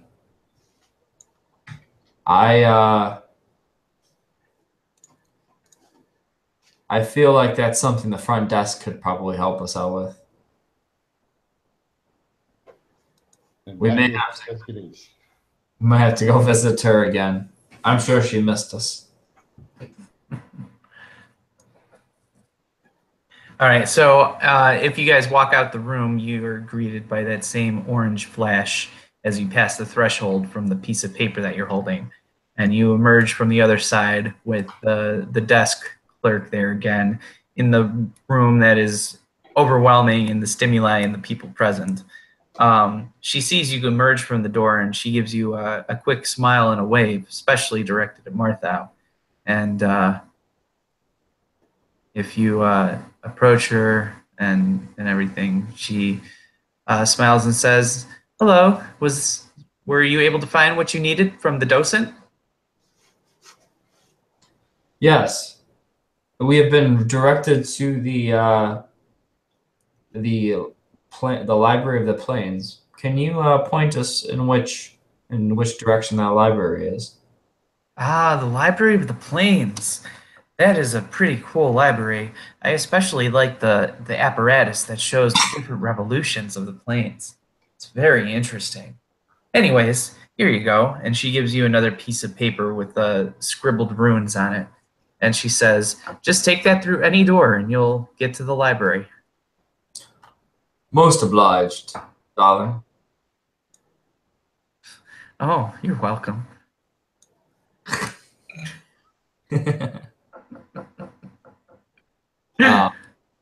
So then Martha will kind of just like awkwardly turn away. Not really used to female interaction. Yeah. And kind of head towards the door that they came through. All right. So as you guys go through that door, the paper flashes with a blue light. And on the other side, you see a massive room with floating pillars all around the library. And on these pillars, they're circled with books, which are placed in tiers upon each of these. You can't actually see the walls of the room. It seems like everything is kind of floating in a void. And when you look at your feet, you don't see anything solid beneath you outside of the background of everything else. So whether or not there's actually boundaries to this room or if it's simply an illusion is hard to discern, but it's definitely a kind of nauseating and uncomfortable feeling as you feel solid ground but see nothing beneath your feet. And so you see several people kind of floating between the stacks of these pillars that are also bookshelves. And in the middle of it all is this giant mechanism of whirring gears. And it's a giant orrery, which seems to have various labels within the different spheres. The central one having a kind of symbol on it that, as you look at it, although you haven't ever seen the symbol, you kind of recognize a universal thought almost that kind of comes into your mind and that identifies the central orb as Eberron. And then different orbs circling around this central orb of Eberron, following their various paths, some moving quickly, some moving slowly, some not even appearing to move at all circling in various orbits around the Eberron. And then a singular orb placed way out of range of this, signaling the presence of the plane of Zoriat.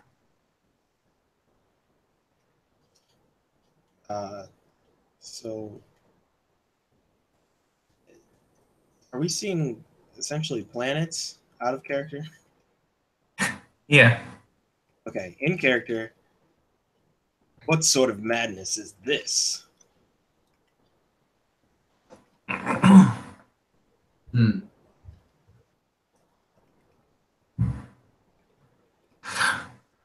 This appears to be a show that has to do with the plains, since we're in the library of the plains. I'd imagine each one of these represents a plane.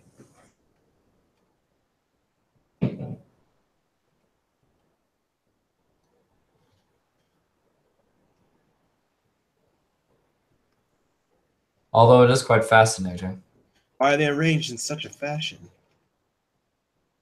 Perhaps this is something that Earl King Craw can answer for us. always imagined it as several sheets of parchment stacked one on top of the other.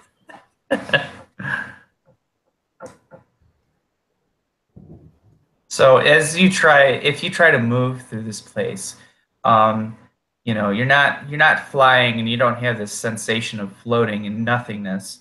You still feel sense of gravity and feel firmly planted to the ground and push off with your feet and walk. And so you walk around and you have like begin to see that the pillars are kind of organized in a circle or with the orrery kind of placed at the center. And many of the stacks of the various planes, the pillars, seem to be lined up beneath their respective kind of plane of research. So each plane of existence has their pillars that are discuss them particularly, or as the subject matter of the writings seem to be organized near their planar representations in the orrery. Is the Marthow isn't a planar master by any means.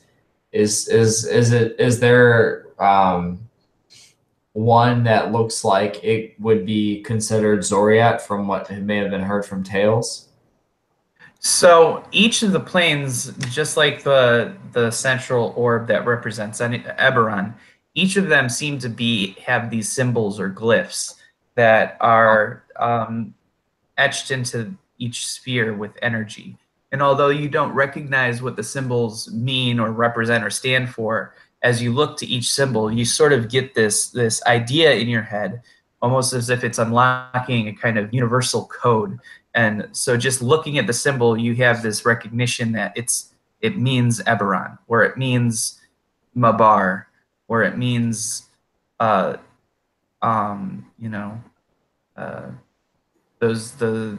other different planes. And so the one that you see that's traveled way outside the natural order of the spheres is Zoriat. And so the pillars that are likely to discuss Zoriat are gathered underneath that particular orb. Seems we must go far out or go out that way. This is odd, though. Zoriat is not amongst the rest of the pillars. I wonder what this portends.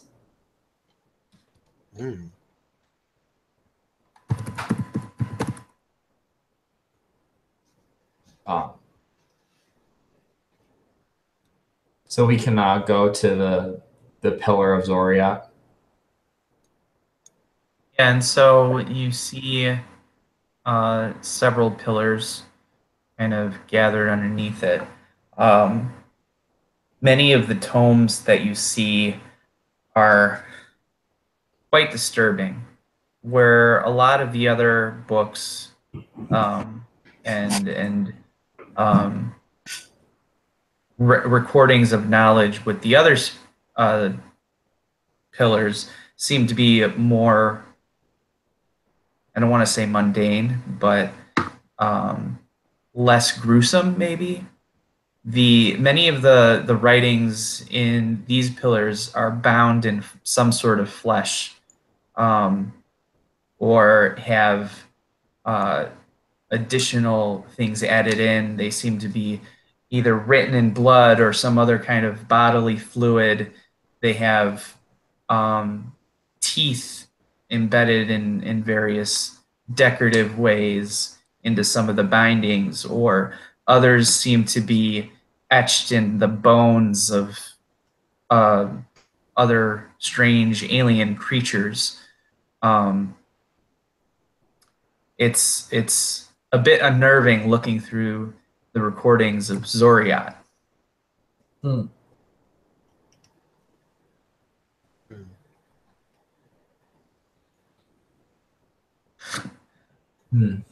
Also, everybody give me a wisdom check. Not a save, a check. A net 20. I got Okay.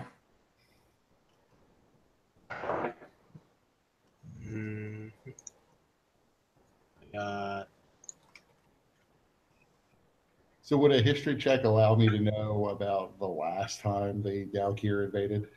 17. No, that's that. Well, I mean, you can roll. I won't say no, but short of a natural 20. No, it's not an natural 20. Okay. Anno, what did you get? 17. Okay. So, Anno, you can sense a kind of strange resonance from this pillar. It's almost like kind of a rumbling in your mind. You don't feel it, you don't hear it, but it's kind of like a sense of distant thunder that you feel, but you don't feel it as you do with normal thunder, where it kind of resonates through your chest, or you kind of hear it deeply within your ears. It really is much more subtle, but also very vibrant in a sense. Is it unsettling? It is, yeah, for certain. Marthow is so sensitive to it, though, that it almost causes him to reel in pain, and several flashes of memories of his previous nightmares kind of come shooting before his eyes, and it really, if it's unnerving to Elmorn with his vague sense of it, it's almost overwhelming to Marthow. And it definitely lets you know that you are heading in the right direction to uncovering whatever this thing was that killed Fenris and destroyed Fort Deep Dark. Martha. Martha. Yeah. Yes. You feel it too then. I'm sorry. You feel it too then. Yes. This is. This is weird. I'm familiar with many magics, but this is something I have not become accustomed to yet.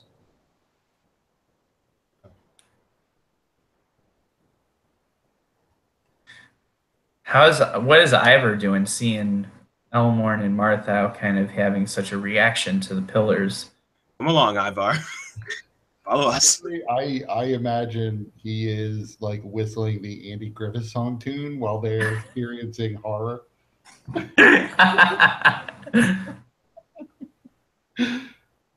So adding a little bit more of a sense of unnervingness to the scene.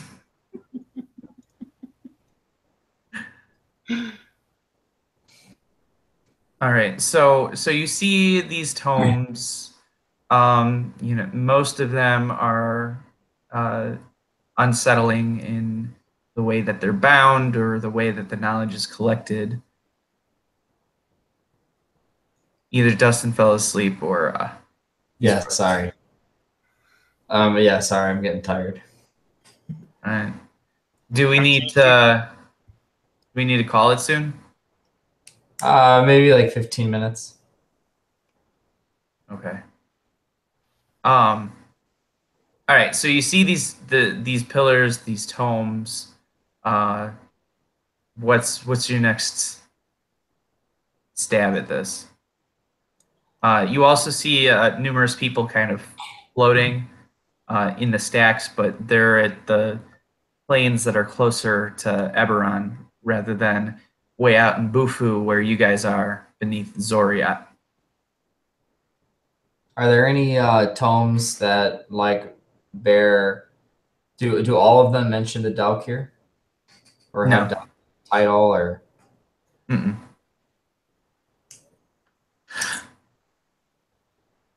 No, and actually a lot of the tomes, as you pick some at random and go through them, a lot of them are actually written in languages that you don't recognize. Or if they are in English, you wouldn't know it either because of the way they're scribbled or because it seems to be just gibberish nonsense. I'm sorry, not English, common. Common. Um, But Marthow, you speak a couple of languages, don't you? I speak Draconic. Okay. And I speak spoken word poetry. It's a language unto itself to some. Indeed, indeed. So there are probably more tomes that you recognize with the Draconic alphabet as the characters that are being utilized, but it's not in a dialect that you are familiar with generally, and even those tomes that you see that might be it seems to be gibberish, not necessarily clearly written. Gotcha. So, is there any kind of mention, or can I, like, so at this pedestal, is there any kind of mention of Urlkin Cross? no, not at the stack, anyways. But each of you give me an investigation check.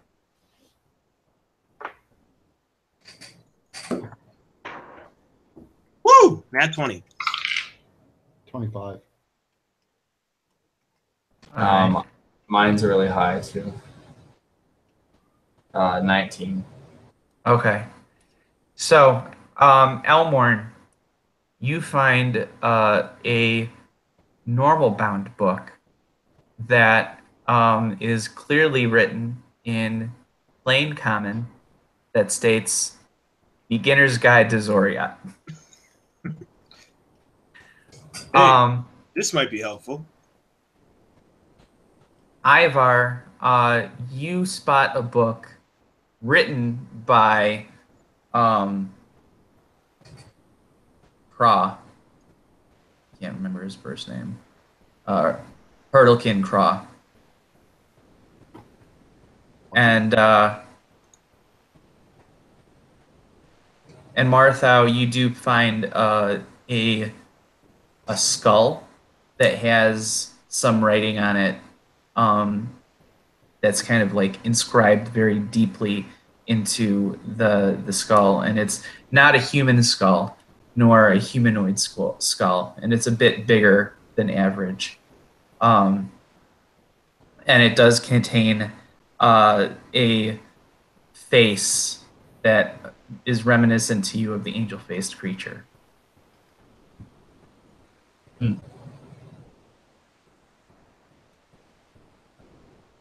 The skull contains a face. Yeah. And even though it's like, and it's not just a face, it's almost like it was carved into it in a way that it was the thickness of the skull is such that it's almost like that you know that Jesus mask that if you turn it around and even though the indentations are facing away from you, it still looks like the face. Mm-hmm. It's kind of carved into the skull like that.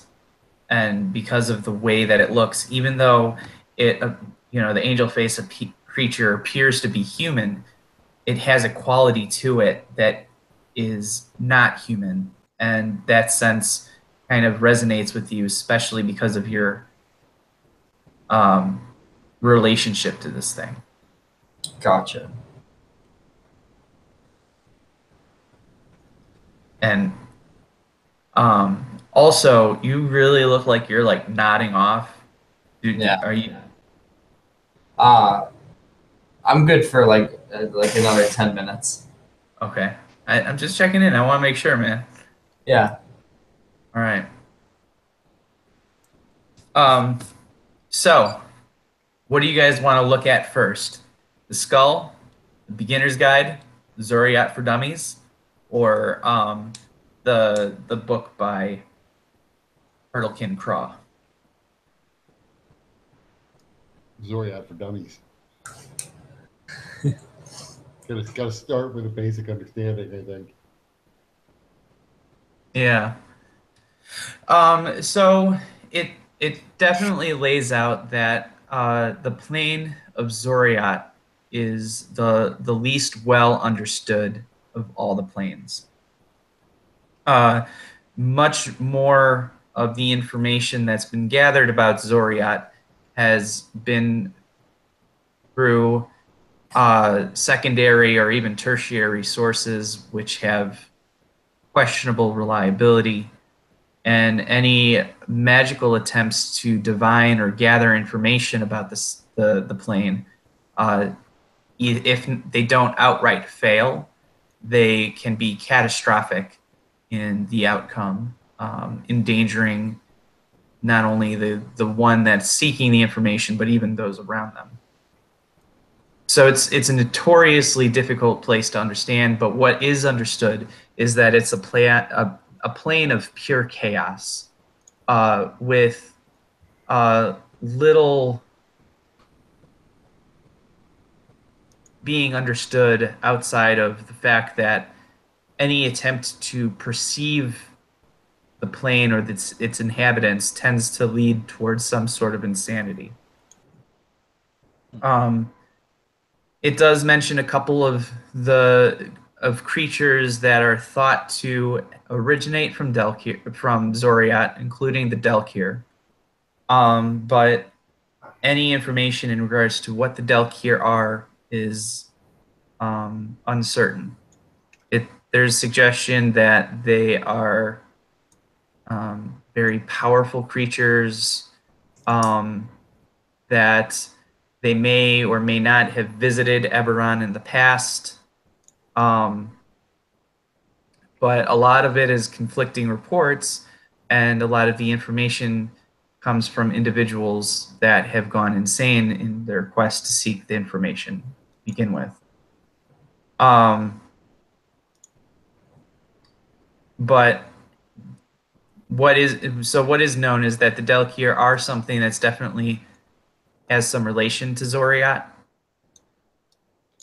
but the exact nature of these creatures is unknown. Do we know? Oh, sorry. Go ahead. And then there's also some theories as to why the planar distribution is as it is, with Zoriat being so far out of whack compared to the other planes. Some think that it was a cataclysmic event that happened very early on in the history of creation that may have caused it to crash into another plane of existence. Others think that it may have been in the struggle that created Eberron between the various progenitor dragons.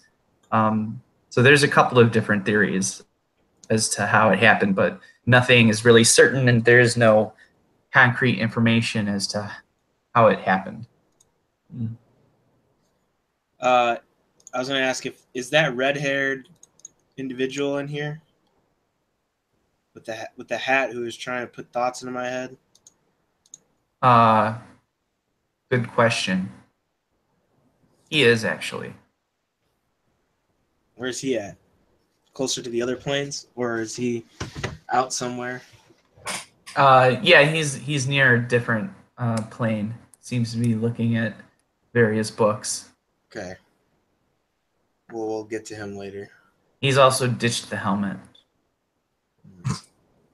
Then why am I thinking of spiny anteaters eating asparagus? So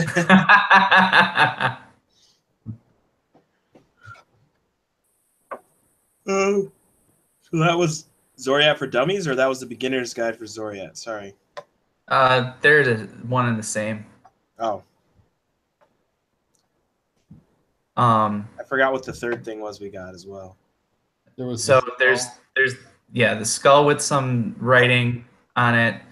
There's the book written by Breathtaking Craw, and then the Zoriat for Dummies.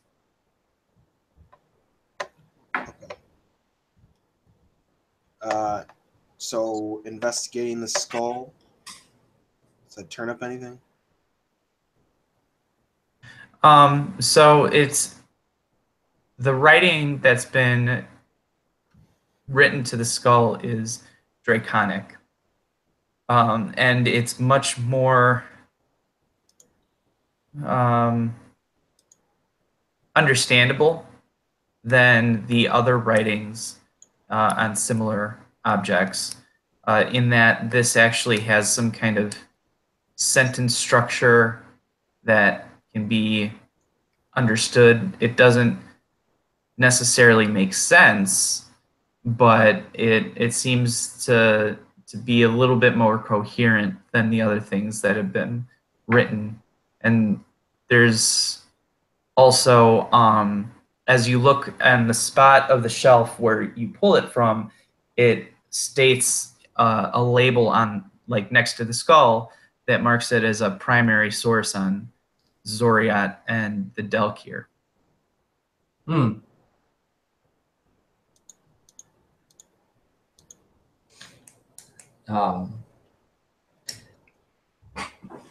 Marthow is going to take a look at it. His interest is quite piqued.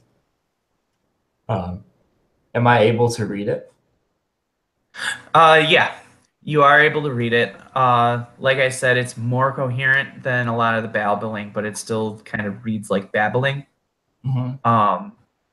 And that's probably something that I'll need to think about and get you more specific information about what it says. Sounds good. So, I mean, we've pretty much gotten everything of note from this section that we can so far. Yeah. Third book yet. Huh? I haven't read the last book yet. He said they were the same. No. Zoriat's Guide for Dummies and The Beginner's Guide to Zoriat is the same book. We were just calling it two. I thought those. Oh, what's the last book? It's the book. It's yeah. What? When you guys said it at the same time, it drowned out. 1, 2, 3. It's a book by Craw. Oh, but we don't know the name of it. Yeah, it's well, it's a long technical name with a lot of not scientific, but arcane gibberish. The anatomy of the archaeology of the taxonomy of the Zoriat. Yeah, something along those lines. The nomenclature thereof. The Zoriat Necromacron. Yeah, basically. I'm going to start looking for pictures.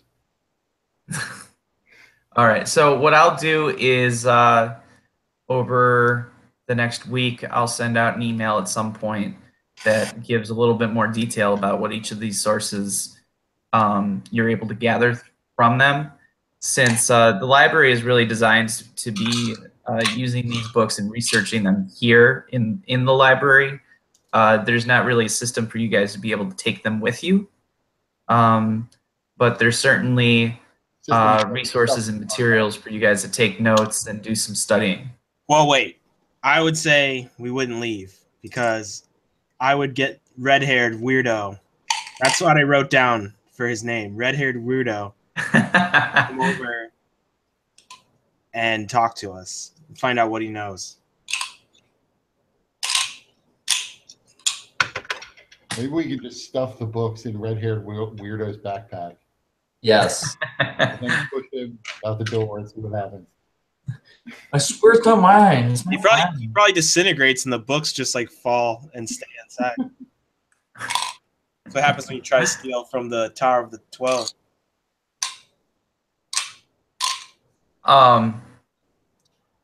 So is everybody good to play next week? Yeah. Do we want to?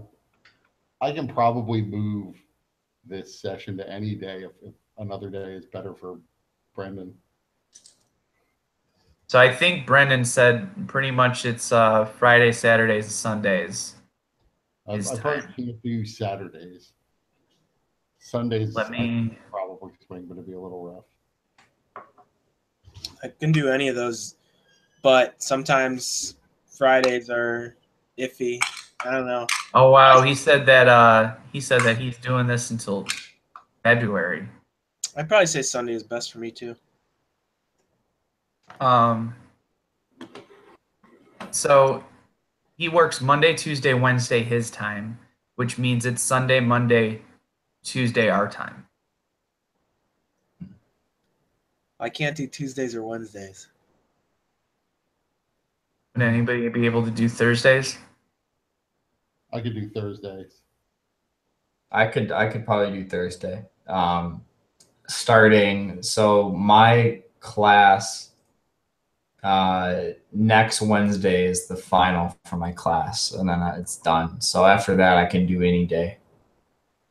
So this Wednesday, not this week, but next Wednesday, you have your final. Correct. So then that following Thursday, would you be able to do? So like next Thursday? Yeah, I could do that. Okay. Anno? Does that Thursdays? work for you? Thursdays? Okay, cool. That's cool because I don't want to keep Brendan out. If we can find a way to bring him back in.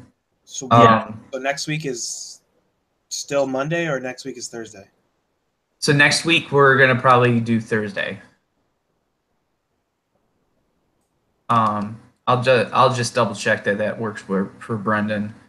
And then I know we got sidetracked a lot and had some technical issues tonight, so I apologize for that kind of impacting the flow. I definitely had an encounter prepared, but I get to just refine it a little bit for next week. Oh God! How are we gonna have an encounter in the Tower of the 12? They have impenetrable defenses, right? Oh, just you guys wait. Shit. I'll be disappointed if there is not at least 12 monsters. The 12 monsters. The 12. And then also, just because of you guys getting to this new city with Korth and with going to the Tower of the 12, I really wanted to make sure that I was painting the scene. So I just wanted to see how you guys felt about the way that I was describing things, if I was going too into detail, or if you guys were happy with it, or what you guys were thinking. I thought it was good. I thought it was good. enjoy it. I would say that you can never have too much detail. Okay. Yeah, feels good. Sets the scene. Wrinkly old lady who's cheery and then not so cheery. That's great. Dizzying display of lights. Being in the room that's basically the Sears Tower. That's pretty awesome. Mm-hmm. I liked all the descriptions. Yeah. Keep it up. I just wanted to make sure I wasn't monopolizing the time or talking too much. Oh, I feel like this was I didn't expect an encounter, so I expected more play heavy, like knowledge / exposition session. So I thought it was good as far as that goes. Same. Yeah, I can't wait to show you guys how this encounter is going to happen. It'll be fun. All right, so I'll send out an email confirming for Thursday of next week. I will also send out an email to give you guys a little bit more detail on what you find in regards to the Zoriat and the Delcur. You guys also can know that a lot of the information you guys can find in a lot of the source books that I've provided, but just know if you pull that information from the source books, they may not line up with how I'm actually running things. So yeah. Also, that would be metagaming. We're not going to do that. okay, Our characters don't know, then we don't know. cool. But yeah, so any questions, comments, clarifications, just let me know. Okay. Sounds good. See you next week. See you All right, take care, guys. All right. Thanks, dude. See ya. Later.